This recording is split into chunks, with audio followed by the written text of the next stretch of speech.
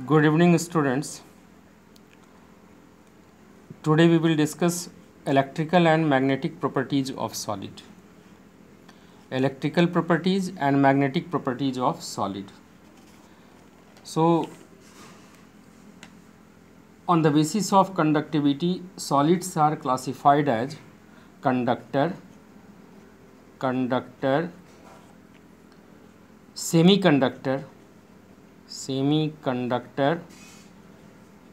and insulators. So they are on the conductivity basis. Solid substances are classified in three categories: conductor, semiconductor, and insulators. These substances differ in the values of conductivity. They differ in the values of conductivity. As you know, conductivity, one formula you have already studied. Resistance is equal to rho L by A. So rho is equal to what? R into A, resistance into area by length. Resistance unit is ohm and meter square by meter. So it would be ohm meter. 1 by resistivity is called as conductivity. So the unit of conductivity will be per ohm per meter. So by the measurement, it has been concluded that conductor has the conductivity in the order of 10 to the power 4 to 10 to the power 7 per ohm per meter. In case of semiconductor, its conductivity will be 10 to the power minus 6 to 10 to the power 4 per ohm per meter. And in case of insulator, it would be 10 to the power minus 20 to 10 to the power minus 10 per ohm per meter. So now, a student, there are three types of solid.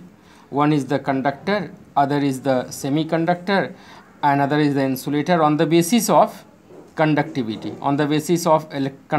That means electrical properties include conductor, semiconductor, and insulator.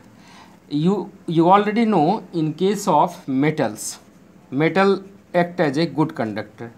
So in case of metallic conductor, metals conduct electricity in solid and in molten state, in solid state and in molten state, through the movement of electron, due to the movement of electrons. The value of conductivity depends upon directly upon the number of valence electron per atom.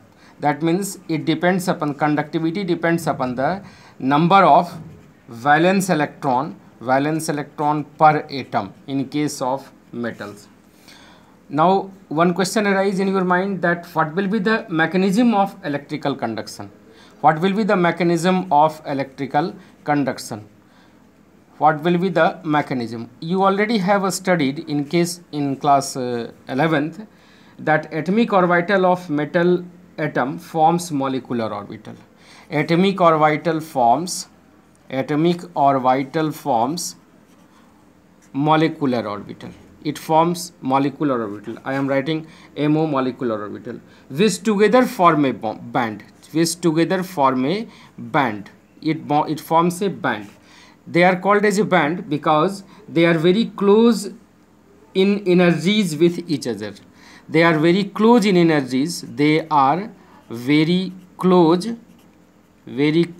in energy with each other. They are very close in energies with each other, so they are called as band. Outermost filled energy band is called valence band. Outermost filled energy band is called as valence band, and the next to it, the empty band in which electron can move, is called as conduction band. Now come to the another point like this, ki outermost filled energy band is called as valence band, and the next empty band is called as conduction band. Then suppose that this is the conductivity or you may consider this is the energy increasing. You already have a study in chemical bonding that when two atomic orbital combine, they form molecular orbital. One is the bonding molecular orbital, another is anti-bonding molecular orbital. You suppose that bonding molecular orbital forms valence band, and it forms valence band, and next to it the empty orbital is called as conduction band. It is called as conduction band. If valence band and conduction band overlap with each other, they are overlapping. If they are overlapping, so energy gap is very small. Electron can jump from valence band to the conduction band easily. This type of substance is called as conductor. It is called as conductor when valence band and conduction band overlap with each other. And if valence band, the lower energy level valence band and conduction band have very small energy gap, there is very small energy gap, if there is very small energy gap, then what happens?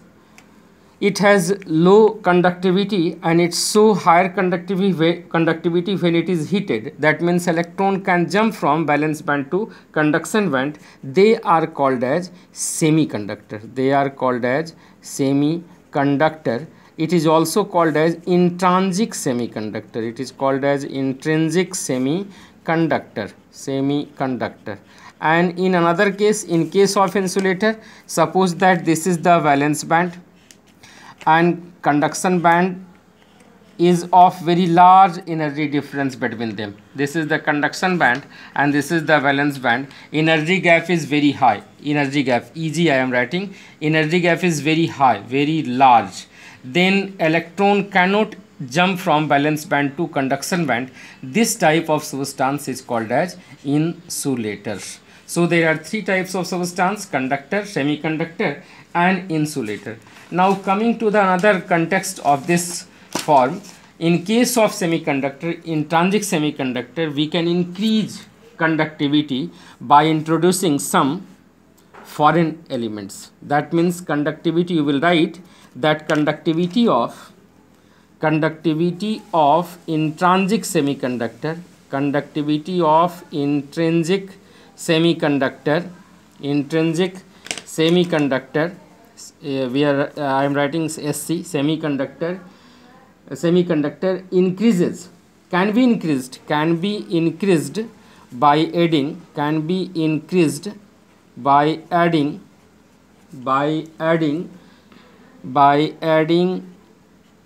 appropriate amount of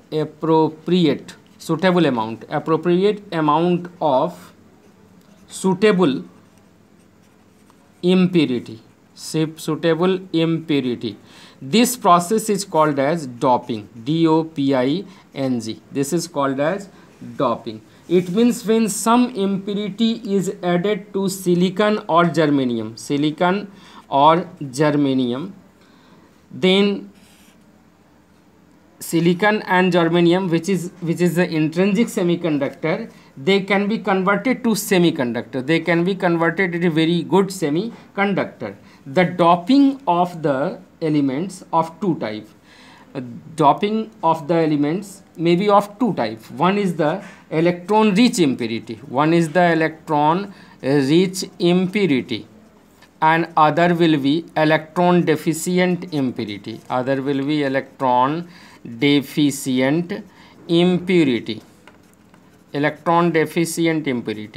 You know, silicon or germanium act like intrinsic semiconductor. Silicon has 4 valence electron. Carbon, silicon, germanium, these all are the group 14 element. So silicon has 4 valence electron. And now if in case of crystal of silicon, if we add group 15 element, group 14, I am writing group 14, carbon, silicon, germanium, tin and lead. Group 15, nitrogen, phosphorus, arsenic, antimony and bismuth. These all are you all knowing silicon and germanium. Silicon and germanium are semiconductor. And now if we add the impurities of group 15, then in case of crystal of silicon, you know there are 4 valence electron. In case of silicon, this is the crystal of silicon.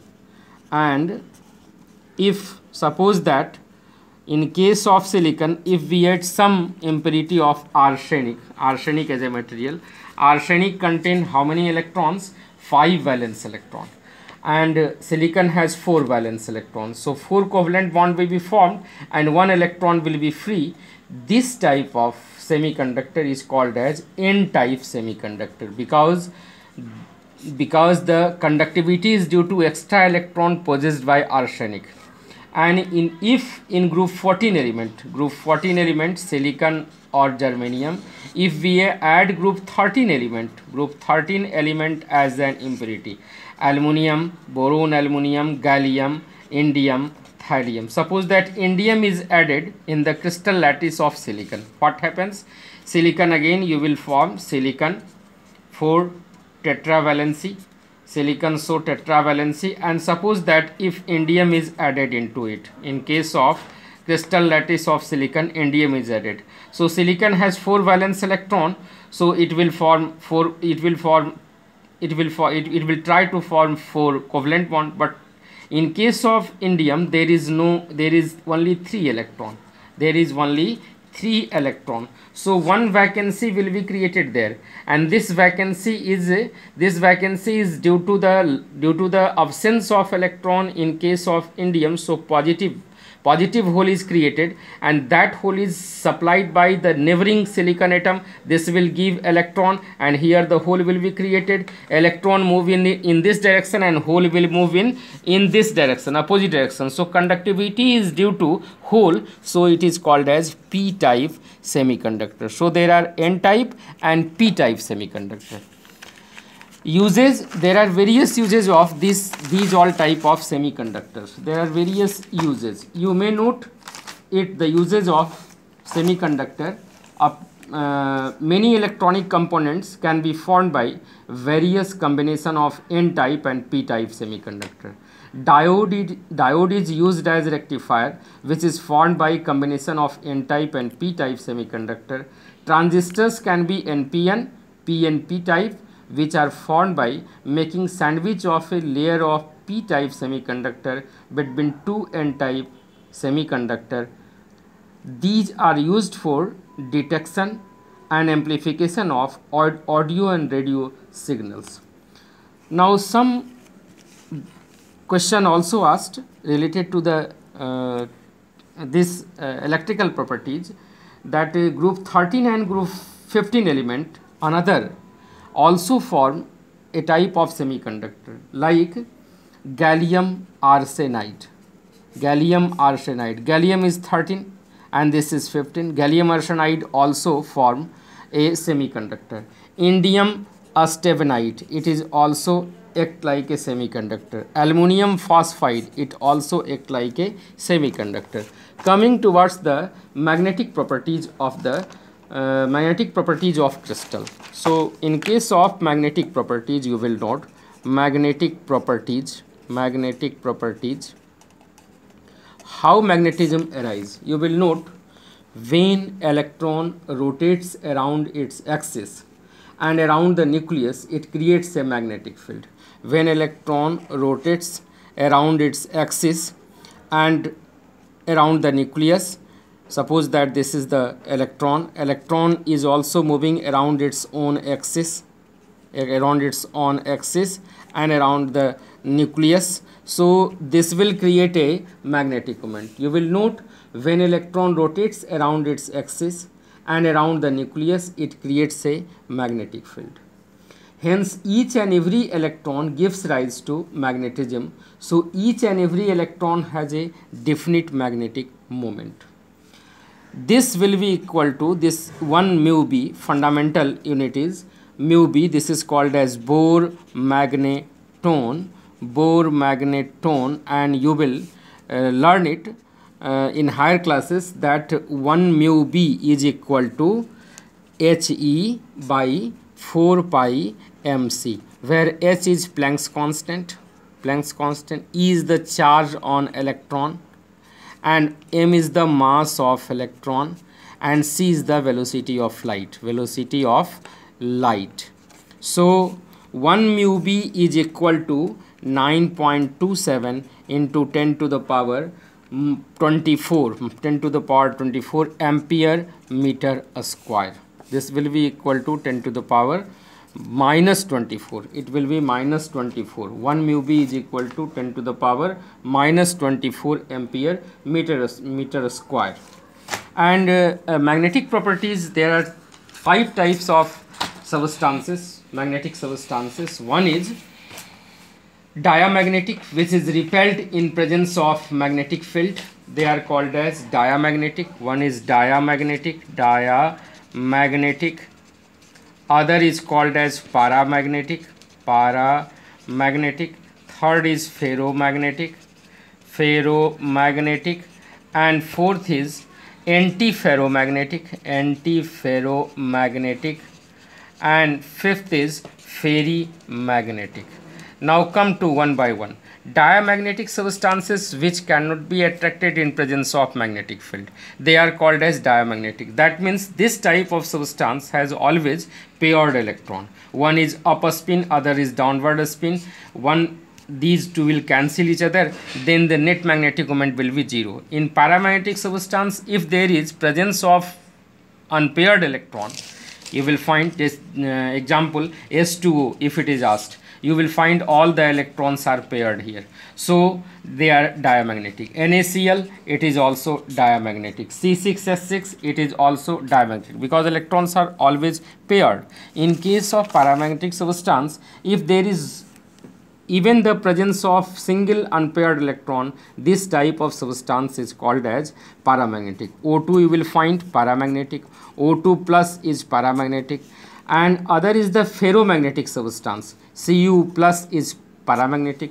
Ferromagnetic substance, that type of substance where the magnetic moment is very high, and they can be permanently magnetized to form a magnet. Such type of substance is called as ferromagnetic substance. Iron, cobalt, nickel, chromium, these all are ferromagnetic substance. CrO2 is also ferromagnetic substance. Antiferromagnetic substance are those substances if one has upward spin, other electron has downward spin, this will cancel. Upward, downward, cancel. Upward, downward, cancel. Net magnetic moment will be 0. Such type of substance is called as antiferromagnetic substance. One example is MnO. Another is ferrimagnetic substance. In case of ferrimagnetic substance, net magnetic moment can arise. Suppose that one cancel out this, other upward, downward cancel out, but due to this electron there is some net magnetic moment. Such type of substance is called as ferrimagnetic, like Fe3O4, MgAlO2,